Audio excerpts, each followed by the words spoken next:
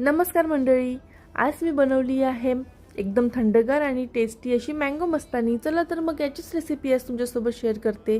इथे मी 3 केसर आंबे घेतले आहे। तुम्ही तुमच्या आवडीनुसार कोणताही आंबा घेऊ शकता, फक्त आंबा गोड आणि पिकलेला हवा। या ठिकाणी मी मँगो चंक्स तयार करून घेत आहे, म्हणजे सर्विंगच्या वेळी आपल्याला एकदम पटकन आणि व्यवस्थित आपलं काम होईल। आता एका मिक्सरच्या जारमध्ये मँगो पल्प काढून घेत आहे। त्यात टाकणार आहे चिल्ड असं मिल्क। या स्टेजमध्ये तुम्ही व्हॅनिला आईस्क्रीम पण ॲड करू शकता, म्हणजे त्याचं टेक्स्चर आणखी थिक आणि क्रीमी येईल। आता मी साखर टाकून घेतली आहे याच्यात। हे सगळं आपल्याला मिक्सरमध्ये छान क्रीमी टेक्स्चर येईपर्यंत ब्लेंड करून घ्यायचं आहे। आता आपला मस्तानीचा बेस एकदम रेडी आहे। याच बेसवर आपली मँगो मस्तानी एकदम रिच आणि क्रीमी बनणार आहे। आता आपल्याला लेअरिंगसाठी काही साहित्य लागणार आहेत।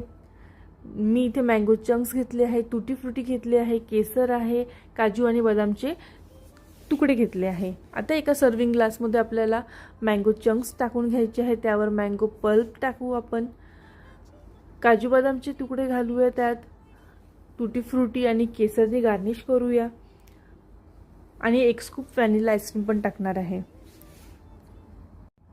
आता हळूहळू आपली मँगो मस्तानी तयार होत आहे। प्रत्येक लेयर टाकताना थोडा वेळ लागते, पण यातच खरी मजा आहे आणि जितकं सुंदर लेअरिंग तितकं सुंदर लुक आणि टेस्ट दोन्ही मिळतात। वरून आईस्क्रीम टाकलं तर अजूनच क्रीमी फील येतो। थोडं थांबा, आणखी एक लेयर टाकणार आहे आणि मग फायनल टच देणार आहे। मँगो चंक्स, मँगो पल्प, टूटी फ्रुटी, केसर, व्हॅनिला आईस्क्रीम हीच लेयर आपण पुन्हा एकदा रिपीट करणार आहे।